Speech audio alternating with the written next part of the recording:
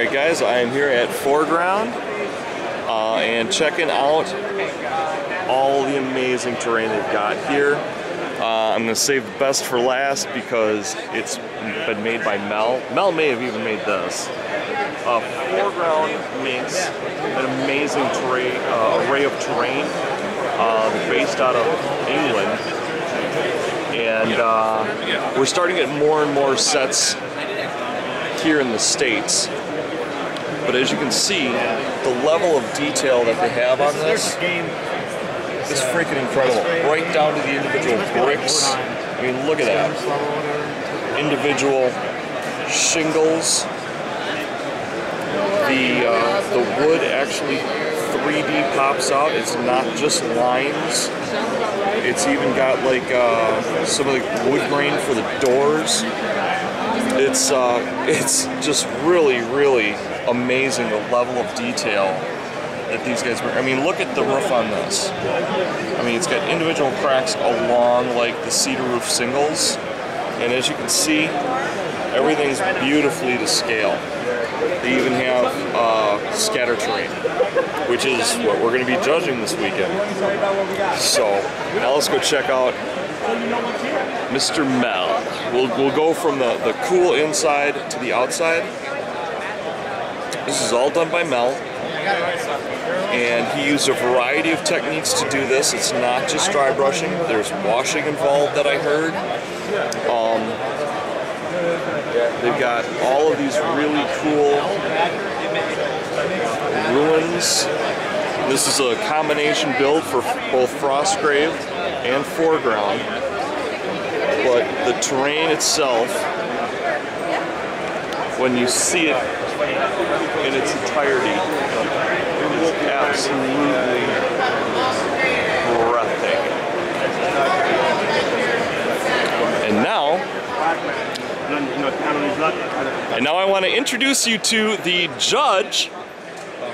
Me, Mel, and I'm sorry, I can't remember. Ben. How you doing? You can see Ben is works for 4Ground, and he's part of this amazing setup here. So what part of 4Ground do you do? I'm one of the designers at 4Ground. Designers? Yeah. Excellent. We design in-house, we manufacture in-house. We're actually the largest manufacturer of war games buildings, or laser cut war games buildings in the world now. Really? Yeah, we have 10 100-watt CO2 lasers, and they are turned on Monday morning. We turn them off Friday evening, so it's 5 days a week, 24 hours a day. Wow. But we still keep on designing. We're fortunate because our designers are all gamers, so they're quite passionate about what they do. Yes, so, that's huge. So yeah, and I hope that shows in what we do. Also, the other thing that a lot of people in the States, or otherwise we've experienced in Gencon, didn't realize is that we pre-paint before we laser cut. We've developed a paint formula that can actually, the emulsifying oils in the paint don't damage the lasers too badly, and so we can cope with the service and maintenance of them in that respect. We can get great kits to people.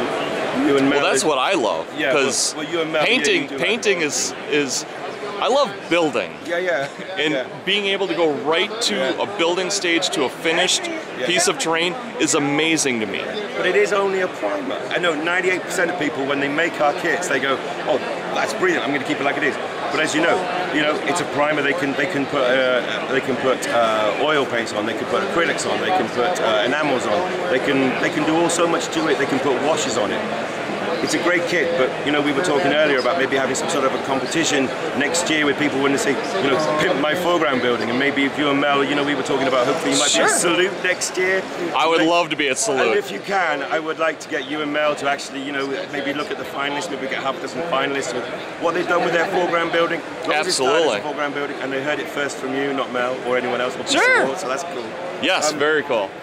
Yeah, we love what we do. We make our trees, Yeah, I mean, this is just an amazing piece of work here. I love how, now, did these come pre-frosted? No, the trees are pre-frosted, yeah. Oh, okay. That's one of the sets of trees that we do. I love it. So it comes like that. That looks so realistic. Okay. Also on the other table, you'll see the trees in their sort of summer foliage.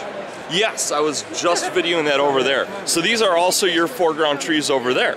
Yeah. So this is the Daldor range. So if you look here, when you've made these up, you make them up as like modular sets, and they sort of they slip together like that. Oh, that is cool. And then what happens is people make the kind, from all the different sets of this, they make the kind of building they want, and so all of these are the kind of buildings that they want.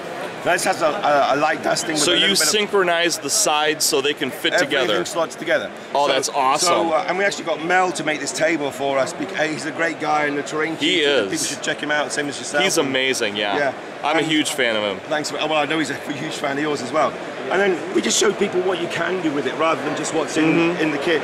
So if they go around the mountain, they can see then what it's like with. Right. So this is with a light dusting of a white spray. On the inside it's a brown wash, and you see the color here.